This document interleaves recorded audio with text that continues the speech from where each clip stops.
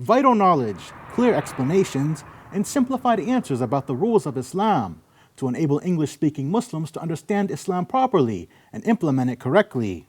Join Sheikh Alhakeem on Ask Zad, coming live to you on Zad TV at the following times. Our media partner, Huda TV. A is for Allah, nothing but Allah. Ba is the beginning of Bismillah. Ta is for taqwa, bewaring of Allah. And Tha is for thawab, a reward. Ja is for Jannah, the garden of paradise. Ha is for Hajj, the blessed pilgrimage. Kha is for Khatam, the seal of the prophethood given to the Prophet Muhammad sallallahu alayhi wa sallam. Bismillah ar-Rahman ar-Rahim. Alhamdulillahi Rabbil Alameen. Wassalatu wassalamu ala al-mab'uthi rahmatan lil alameen. Nabiyyina Muhammadin wa ala alihi wa sahbihi wa man ihtada bihadyihi wa istanna bi sunnatihi ila yawmiddin. Amma ba'd. Dear brothers and sisters of Islam, Assalamu alaikum wa rahmatullahi wa barakatuh. And welcome to this new episode of Ask Zad, coming to you live from Jeddah, Saudi Arabia.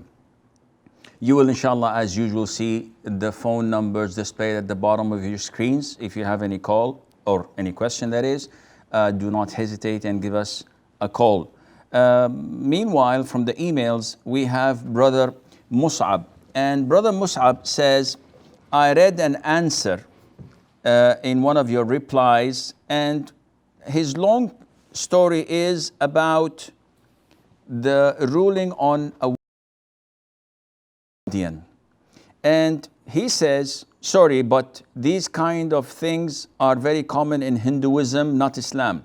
I'm not a mufti, but I think in Islam women have every right to get married without the consent and approval of their guardians. Of course, Brother Mus'ab, it's good that you've declared yourself not to be a mufti, because akhi, it is extremely dangerous to talk about Islamic issues without knowledge, backed by evidences from the Quran and the Sunnah, according to the understanding of the three favored generations of Islam, the generation of the companions, the tabi'een, and the tabi'een.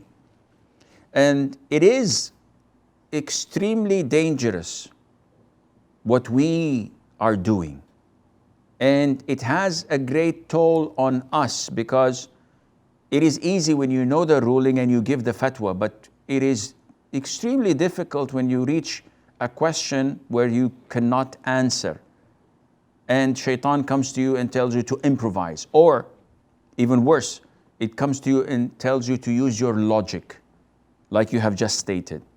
You're not a mufti, alhamdulillah.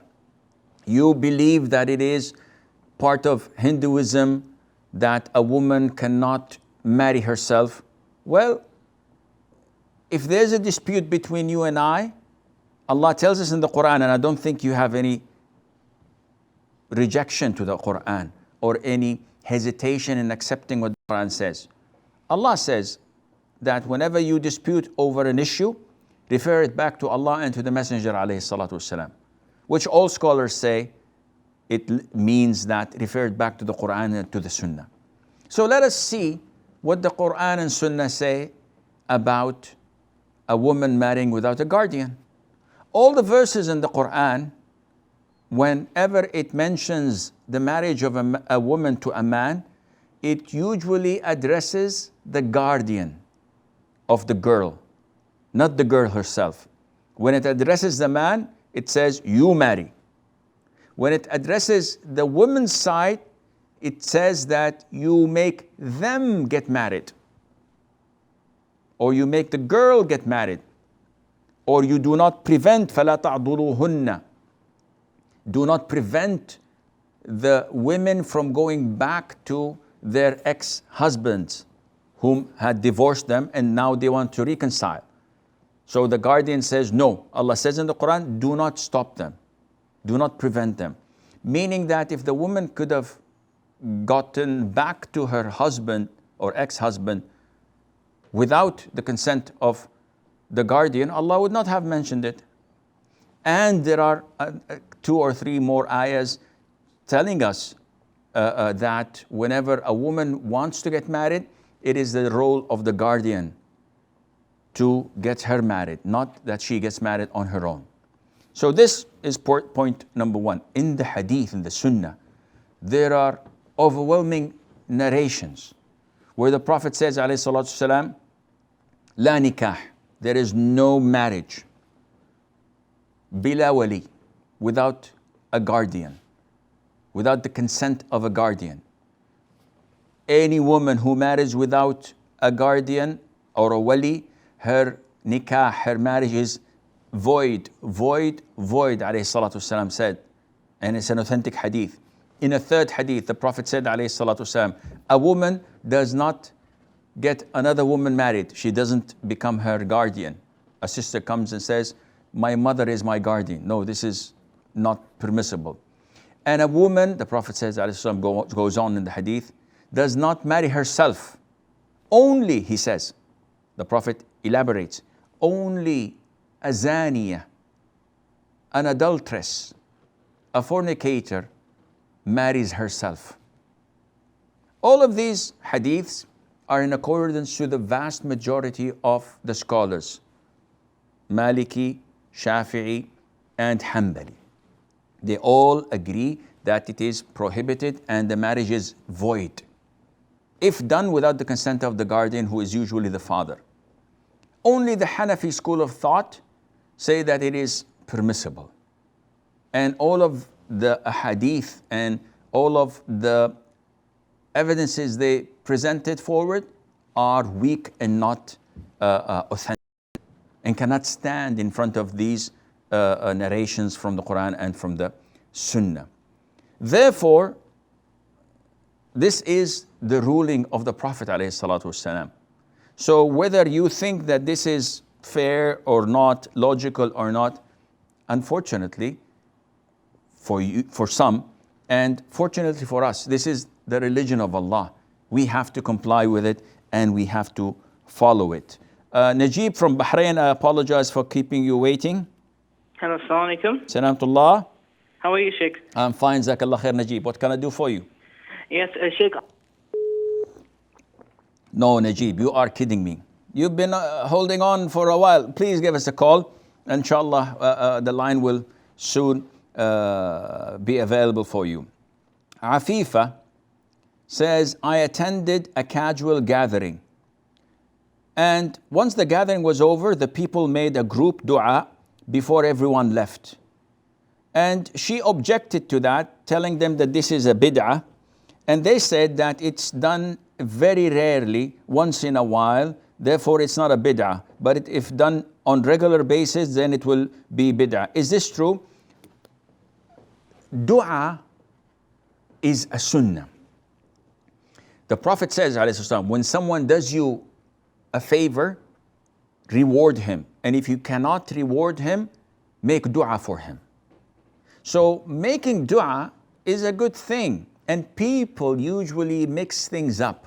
So they say that congregational dua after every fard prayer, as many countries do, this is an innovation, a bid'ah, which is totally true. Why? Because it's being done every single fard prayer. Congregational dhikr, the Imam says Subhanallah, Subhanallah, and they offer salutation to the Prophet and they repeat after him. This is totally innovation. But if we go to a place and there's a wedding, and one of the elders during the wedding or during the party or at the conclusion of the party raises his hand, praises Allah Azza wa Jal, offers salutation to the Prophet and says, may Allah Azza wa Jal make their marriage successful, may Allah grant them righteous offspring, and everybody's saying Ameen. There's nothing wrong in that.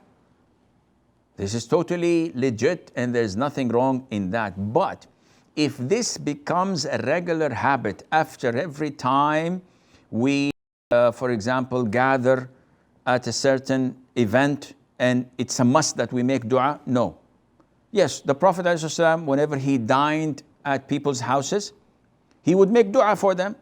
So if you come and eat lunch at my house, I don't promise you I'm going to invite you, but if you so happen and come and you make dua. Will I stop you? No, definitely not. Make dua. Jazakallah khair. The Prophet used to say, أكل طعامكم الأبرار وأفطر عندكم الصائمون وصلت عليكم الملائكة. He used to supplicate for the people. So this is permissible. It is not related to a particular ibadah such as prayer, and it's becoming a habit, a regular habit. Therefore, I don't believe that there is anything wrong in that, insha'Allah. Qasas says, Sheikh, I want to ask you about social security system.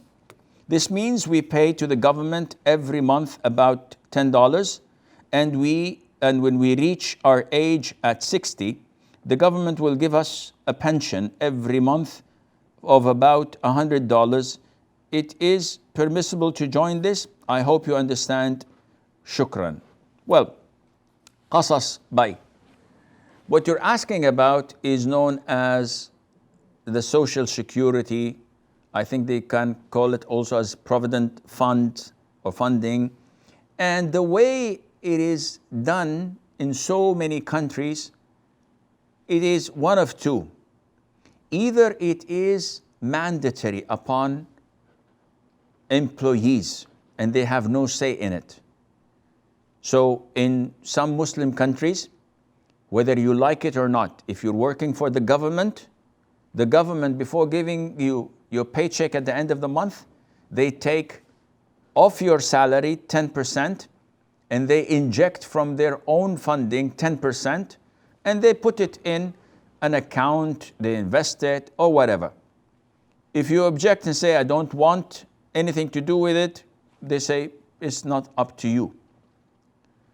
Even in some Gulf countries, this is imposed upon the private sector, not only the government sector or the public sector. Even the private sector, they are forced by law that they should deduct a certain percentage of the employee's wage, and they inject a similar percentage by force, by law, and this stays until the employee reaches the age of retirement, whether it's 60, 65, it depends from country to country. The thing that is forced upon you, it is halal to benefit from, because this is something that the government at the end of your employment pays from its treasury, its own treasury. Whether they invested it in haram, whether they invested it with riba interest or elsewhere, this is not your job. Now after retirement, the government that is supposed to take care of me is paying me money on monthly basis for my retirement. There is nothing wrong with that, insha'Allah Azza wa Jal. What is not permissible is when there is a voluntary scheme of provident funds. So if there is a company, a third party, or the government says, listen, you want to contribute in the social security system that we have, then you have to pay X amount of money. And the terms of the contract is so and so. After you reach 60, we give you $100 a month, $1,000 a month, depending on the years of service and your average of the last 3 salaries before retirement. This is haram. Why? Like the 104K in the States, for example, when it's optional. Why is it haram? Because the idea of it is like gambling. At the age of 60, you worked only 20 or 30 years. You've invested with them X amount of money. There is a possibility that you may live until you are 100. So this is an extra 40 years, which consumes all what you have deposited in the 30 or 35 years of service, plus lots more than that. And there's a possibility when you're 60 and you're retired, next week you die. So all what you have given them over the past 30 or 35 years is gone down the drain. And this is like insurance. Why is insurance haram? Because it's gambling. And also it involves riba. Why is it gambling? I'm paying a premium of $2,000 or $3,000 dollars a month for health care. And during the whole year, I never get sick. So my money is down the drain. Next year, I pay the same, third year, fourth year, and I end up paying for 20, 30, 40 years without having any problem or any need to go to a hospital. They're making money off my back. Another person joins in the scheme, pays a premium. Second week, they find that he is in early stages of cancer. So they spend $100,000 in treatment, medication, chemotherapy, rehabilitation, the whole 9 yards. And he has won a deal. For $2,000, I get so many expenses. Likewise, if he undergoes a surgery, delivery, etc. So it's gambling. And it's haram. The only option out of it is cooperative insurance, which, to my knowledge, there isn't a real company that is fulfilling the Islamic conditions in such a case. Therefore, qasas, if it is mandatory upon you, go ahead and use it without any problem. If it's not, then you have to come out of it. S sent us an email, and he says, in some Muslim countries, there is a concept that the rights of people, he quotes حقوق العباد, take precedence over the rights of Allah. Is this correct? For example, delaying salah to attend someone's need. The example you gave is not that accurate. See, Allah Azza wa Jal has rights. And the creations, the people around us, also have rights. Whenever there are conflicting of these rights, it depends on the issue the conflict is in. For example, if the rights of work conflicts with Allah's rights of prayer on time, who should I obey? Without any doubt, you have to pray on time. This is an obligation. Now, there are very minor and limited cases where we would tell you, okay, you can delay, you can skip congregational prayer, this and that, but to not pray at all, this is not something to even contemplate upon. When it comes to financial rights, so my friend demands $10,000 of me, an amount that I had borrowed from him a while ago. And there's a possibility of coming to Hajj, which I had never done in my life, and it costs me $10,000 or let's say $5,000. So I would like to go and perform this pillar of Islam, which is Allah's rights. We said, no, here you cannot. Allah Azza wa Jal obliged you to perform Hajj only when you're able, and you cannot be able when people want money from you. So give the $5,000 to the one who wants from you $10,000, at least you paid him half, and then pay the rest, and then think of going for Hajj. So you have to balance between the two, and you have to judge each case by case scenario. It's time to pray Fajr. Your father tells you, I want you to come with me to the fish market. And this means that you're gonna miss Fajr prayer. You say, no, I pray Fajr and I'll catch up. He gets angry. Allah's right has precedence, has a priority.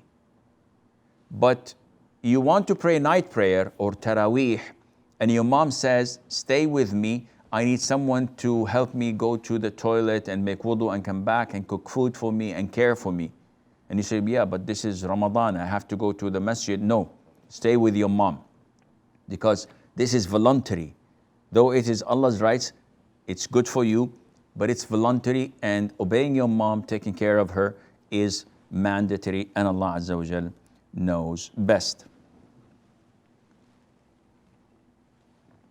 Sajida says, is it against the sunnah to drink water in the midst of having a meal? Do I have to wait till I finish my meal before drinking water, even if I'm thirsty?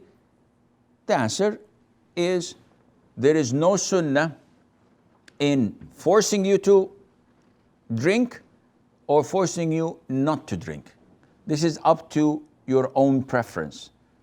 So it has nothing to do with halal, haram, recommended or not recommended. It depends on whether you like it or not. It depends on the culture.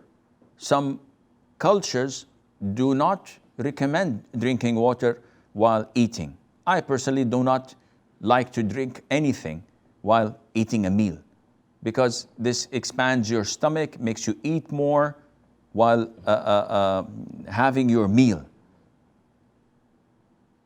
Unlike when you drink water, a glass or two before a meal. This is good because it makes your stomach half full, and then you would not eat as much, and Allah Azza wa Jal knows best. Muhammad from Saudi. Assalamu alaikum. Salamtullah. Just want to like to know about use of miswak. Whether we have to, when we finish our wudu, then we have to do the miswak, or at the akhama, after akhama, when we are standing in to attend the prayer behind imam, shall we use the miswak? Is correct, or what the situation? Okay, that's all? This is the first one. Mm-hmm. Second one, sometime cold weather, when we do the wudu, and we apply, after wudu, we apply some creams to protect us from the cold. So, by chance, if we break the wudu after that one, what shall we do? Shall we renovate our wudu, or what about the cream? Or shall we have to use soap to remove the cream and then do the wudu? Okay. Thank you. You're welcome, Akhi. So, Brother Muhammad from Saudi Arabia. Okay, we have Abu Ma'ruf from Saudi. Assalamu alaikum wa rahmatullahi wa barakatuh. Salam wa rahmatullahi wa barakatuh. Sheikh, I have a couple of questions Yes. to ask, clarify. After the Fajr prayers, when I go back to read the Askars, I have been observing one man continuously every day offering Sunnah, Rakatain, Hagel Fajr, Badal Fard. Okay. Not before the Fard.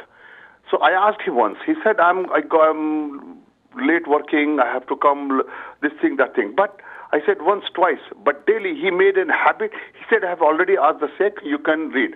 Then a few days back, he argued and shouting in the masjid, are you Mufti? Are you Mufti? Who are you? Why are you saying, I will pray? Never mind. I will pray Sunnah after Faraz. I don't care for you, what you are saying. The second question is, Yes. I have also observed many people, all sorts of nationalities, they're praying in a Sunnah or Tahiyatul Masjid so fast, you know. Some people even they hit the ground for sujood and come up. Bend not completely in ruku and come up. And immediately go in sujood. So many times, I have told many people, please, this is not the way. How the Imam prays Fard, you have to pray Sunnah or Salat Tahiyatul Masjid like that. So people they don't listen. They are doing like this, continuously doing like this. So just the only things I have to say. Okay, I will answer you, Abu Ma'ruf. Appreciate. Thank you very much. Hayyakallah. So we have a short break. Stay tuned, and inshallah, we'll be right back. محمد صلى الله عليه وسلم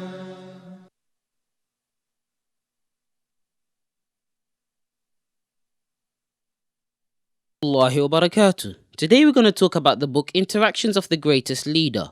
The Prophet of Allah sallallahu alaihi wasallam raised their moral by mentioning the virtues in the hereafter. Abdullah bin Amr ibn al-As radiyallahu anhu reported that the Prophet of Allah sallallahu alaihi wasallam said, "Do you know who will be the first to enter paradise among Allah's creations?" They said, "Allah and His Messenger knows best." He sallallahu alaihi wasallam said, "The first that will enter paradise among Allah's creation are the poor muhajirin that are used to close the gaps that are fed for in the stronghold, and they are the ones that protect against evil things. One of them will die with his need in his chest, but he is unable to fulfill it. Allah the Almighty will say to whomever He wishes among His angels, go to them and greet them. The angels will say, we are the residents of your heavens and the best of your creation. Do you order us to go to them and greet them?" Allah will say, "They were slaves that worshipped me and did not associate anything with me unworthy.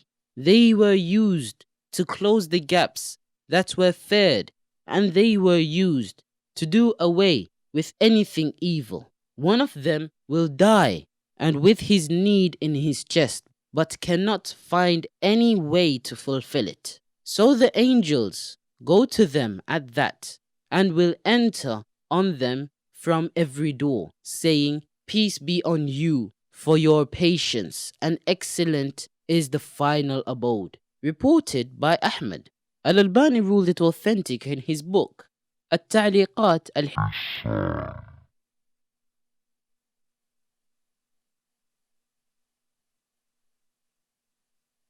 Muhammad sallallahu alayhi wa sallam. Assalamu alaikum wa rahmatullah, and welcome back. Brother Muhammad from Saudi Arabia was asking about using the miswak. The miswak is the toothbrush that Muslims usually carry in their pockets. It's this one. We usually clean our teeth with, and it's a sunnah, meaning that the Prophet ﷺ used to do it and used to recommend it, and he even went further to say, had I not feared that I would burden my ummah, my followers, I would have ordered them to use it with every siwak, with every prayer. So he's asking, what's the time of using it? Akhi, the time is general. So we use it with the wudu, whether you do it before or after finishing the wudu. And we do it before the salat, at the time where the salat is present. We do it before entering the house, so that a person, when he meets his spouse, the odor and the smell of his mouth is pleasant and acceptable. We do it before night prayer, because the Prophet told us that the angel puts its mouth over your mouth, and whatever Quran comes out of you goes into the angels. So you have to always have a fresh breath. We use it so often, all the time, 24/7. But the recommendation is highly when you're making wudu or after it, and when the time of prayer is. So after the adhan, you're in the masjid, you are occupied and engaged in cleaning your mouth. This is something hygienic, and maybe the dentist would not like this because it would keep the person's teeth in good shape. Yani those who are looking for money, but usually dentists do highly recommend this arak, made of arak, because it has a good material in it. His second question was about applying creams due to cold weather. So if a person performs wudu and applies creams to his body and then breaks his wudu and he wants to perform another ablution, so what should he do with the creams? It depends. If these creams form a layer that prevents water from reaching the skin, in this case, you have to remove it. And usually most creams that people apply to their skin, moisturizers and the likes, are absorbed by the skin in like a few minutes. And there is no trace on it except this greasy feeling, but there is no layer. So just washing it while rubbing it. So if you put water in your arm and you rub it, that does the job. You don't have to wash it with soap, or you don't have to scrub it really hard to ensure that it's removed. But if you're talking about other types of creams that you can obviously see that the water is not reaching the skin and you're not feeling the temperature of the water due to the presence of such creams, no, you have to thoroughly remove that cream, and Allah Azza wa Jal knows best. Abu Ma'ruf had two questions, and he had two observations. First observation was of a man who usually made it a habit, instead of praying 2 rak'ahs of Fajr, the Sunnah, before the Salat, the Fard, he is every single day keeping it as a habit to pray it after the Fard. And this is, as Brother Abu Ma'ruf stated, this is wrong. The exception is if you overslept one night, it's okay. If you woke up a little bit late, if you forgot, this is okay. But to time yourself and to fix your alarm clock that you wake up just for the prayer, the fard itself, and you make this as a habit to pray the Sunnah of Al-Fajr afterwards every single day, this is sinful. Now you're going against the Sunnah and you are intending to pray it after the Fard, this is sinful and it's not permissible. But my problem, Abu Ma'ruf, is not with this brother. Making a scene out of it in the masjid shows that you've been on his case and that you have annoyed him, irritated him, made him reach a level where he raises his voice in the masjid, which is more sinful than what he has been doing in the past time. When you advise people, you have to be diplomatic. You have to care for their feelings. If they listen to you, alhamdulillah. If they don't, I did my duty towards Allah Azza wa Jal. I clarified it for them. Let it go. Don't keep on their case every single day. Didn't I tell you 6 weeks ago not to do this? And you do this every single day. You should not pray. You should come early. You're doing wrong. No, khalas, leave him. You are not the police of the masjid. Allah says, لَيْسَ عَلَيْكَ هُدَاهُمْ وَلَكِنَّ اللَّهَ يَهْدِي مَن يَشَاءُ. Allah is addressing the Prophet ﷺ. It is not up to you to guide them. Guidance is with Allah subhanahu wa ta'ala, who guides whomever He wishes. Therefore, Jazakallah khair. Give advice and move on. Don't rub it in. Don't keep on reminding people, I told you, you should have done this, you should have done that. This is not the right approach. And I hope I'm not offending you, Abu Ma'ruf. Accept it from, hypothetically speaking, a younger brother. His second question, he noticed that the people are praying in the masjid, the Sunnah or Tahiyyatul Masjid, extremely fast. If they are praying extremely fast as you had described, Abu Ma'ruf, then what they're doing is totally wrong. Why? Because there are pillars of salat, and we all have to know these pillars. We have to learn them. And there are obligatory acts in salat, and there are voluntary acts in salat. We have to know the three categories, so we know when our prayer is valid or invalid. We know when we have to prostrate for forgetfulness or we don't, etc.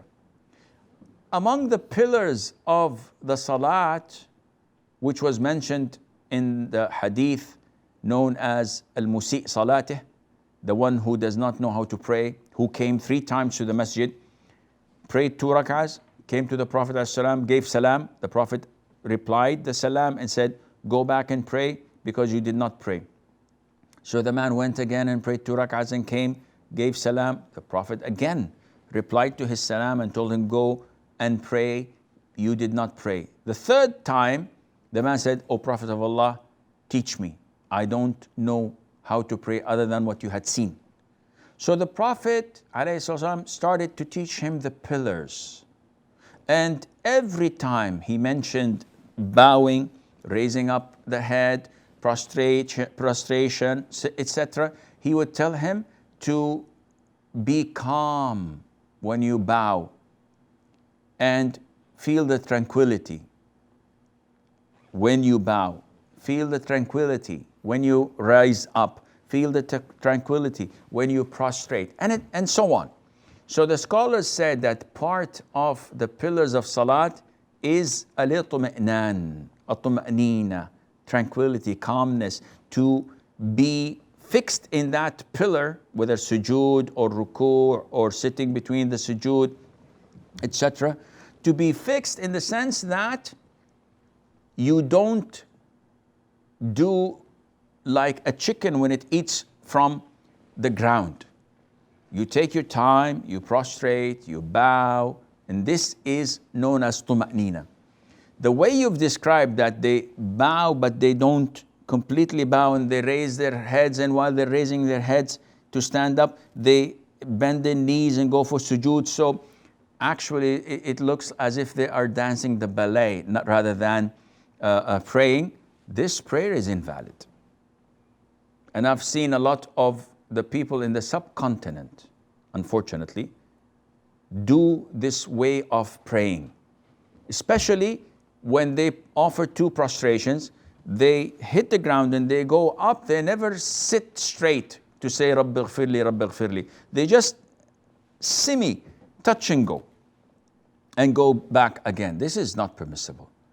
And this renders their prayer invalid, because anyone who would look at them, they say they are not praying.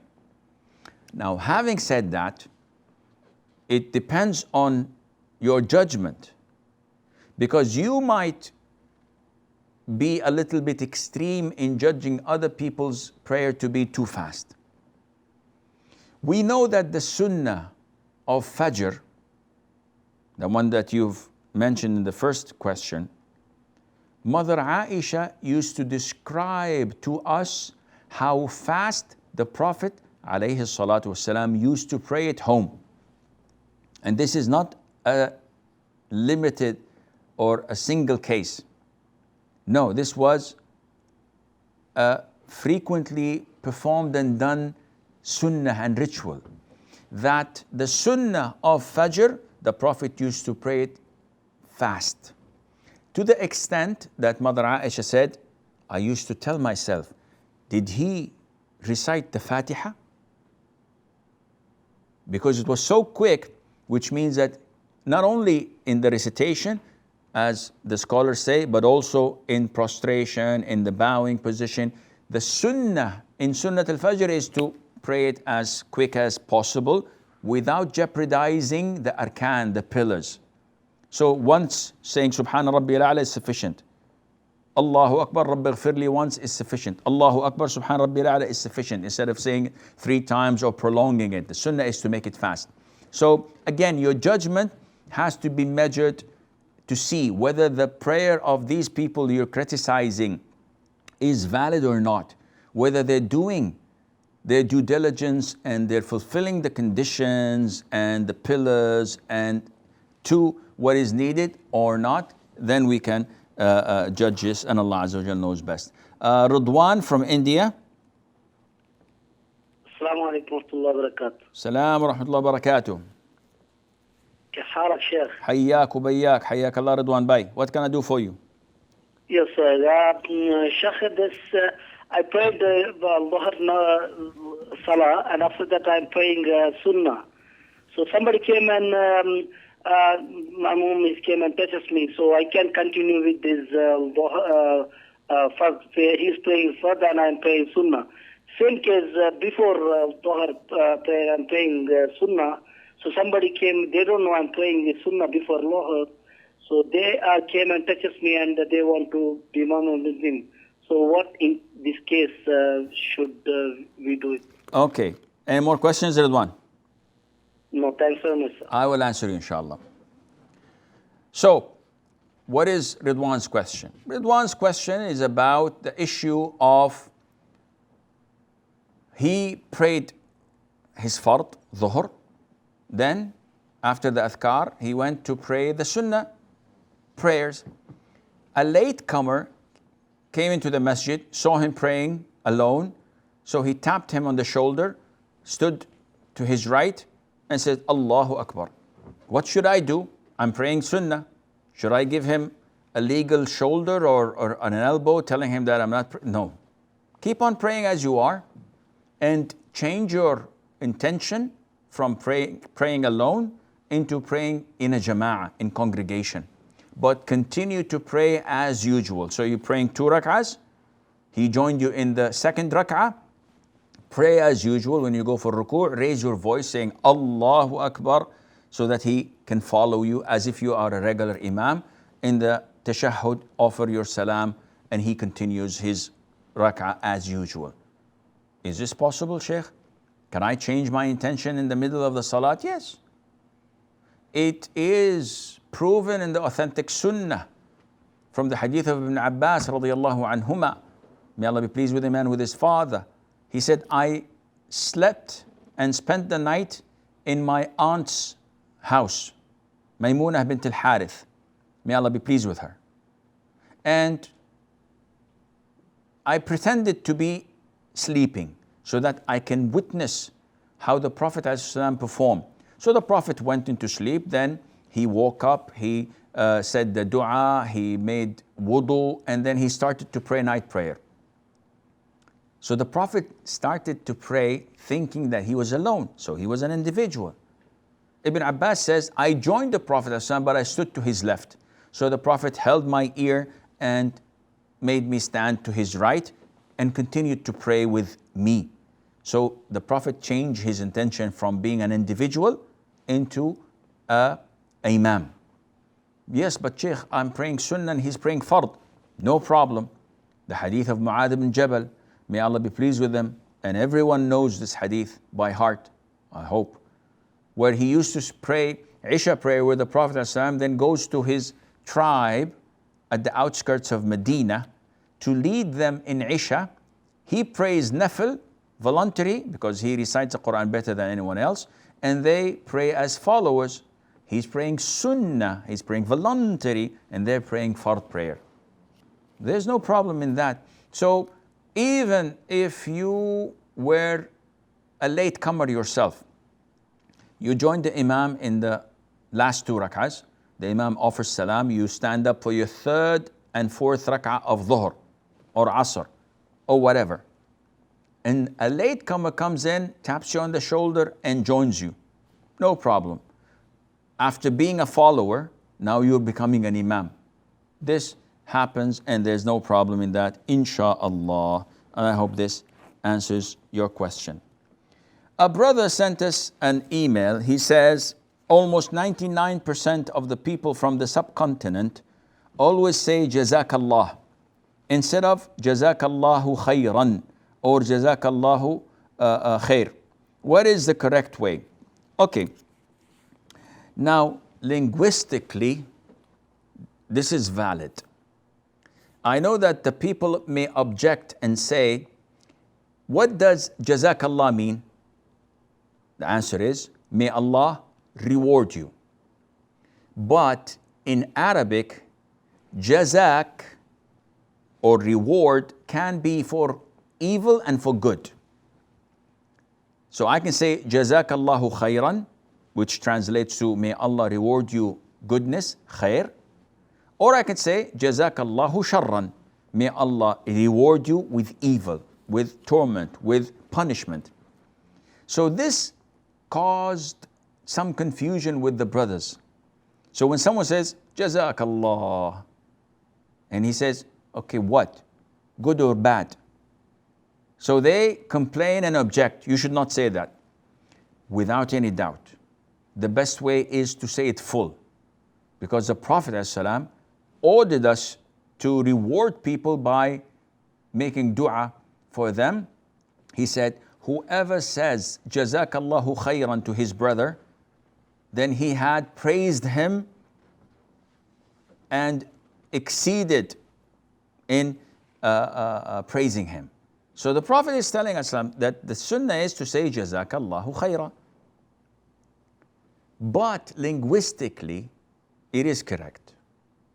So it all depends on the circumstantial evidences around you.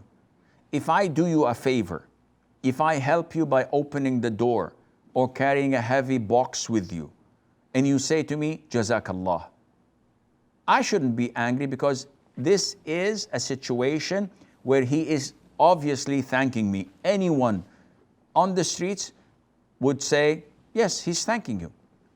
I shouldn't make an issue of it and say, yeah, but he didn't say khayran. He didn't say in goodness. He just said, Jazakallah. This is sufficient. The scholars say that this is acceptable, but it's a secondary grade and level. The best of all is to say it complete, Jazakallahu khayran, and Allah Azza wa Jal knows best. Mehwish says, can I walk in front of a person who's praying? I see people do this in the masjid.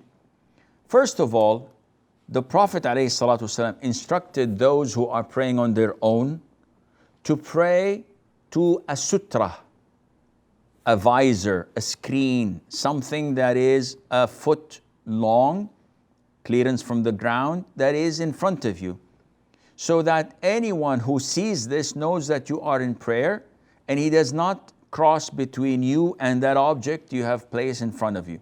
They must cross from beyond it. This is the instruction of the Prophet ﷺ, and some scholars even went further to make it an obligation, like Sheikh Al-Albani and his students. The majority of scholars say that this is recommended, but it is not obligatory. And this is the most authentic opinion. But it doesn't mean that if in a vast and big area of the masjid, I just stand up in the middle of it and pray without anything in front of me. You can put a box of tissues. You can put a special stand for the Quran, for example, to pray to. You can pray to a pillar of the masjid. You can pray to someone who's sitting down making dhikr and consider him to be your screen or visor. This is the sunnah. But if you don't do this, you're not sinful. Now, for me to pass in front of you, if you don't pray to something like a visor, it is permissible for me to cross in front of you, providing I do not violate the space between your feet and the position where you place your head when prostrating. If I move like 30 or 40 centimeters away from the position of your prostration, I'm in the clear and I have no sin on that. And you're the one who's wrong for not praying to a sutra or to such a visor, and Allah Azza wa Jal knows best. Rahma from Kuwait. Assalamu alaikum, Sheikh. Salam wa rahmatullahi wa barakatuh. Raise your voice a bit, Rahma. Yes, I want to ask a question. Yes. If I'm traveling and my flight leaves very early, like I'm leaving well before the time for Fajr prayer, and like my flight time will take me, by the time I arrive in my country, it will be the time for Isha. Can you advise me how do I go about the prayer? That's one question. So are you traveling after Asr or after Maghrib or what? No. I'm traveling very early, like well before Fajr time. Okay. So you'll be arriving at Fajr time. In my country, at Isha. At Isha time. So you have to pray Fajr, Dhuhr, Asr, Maghrib on the plane. Okay. Second question? So it's permitted to be prayed in the plane, right? I'll answer you. What's the second question?